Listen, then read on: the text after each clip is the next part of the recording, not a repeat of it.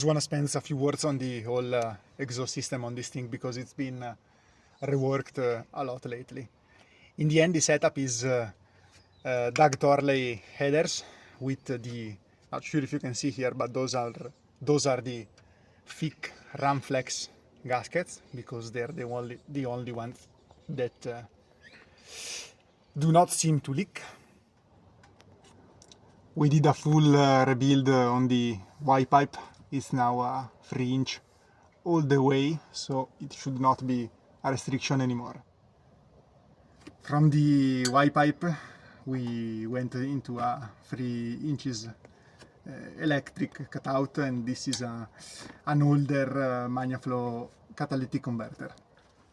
After the cut we installed a flex joint and then some generic muffler. I don't know the make. After the muffler we welded a Y-pipe.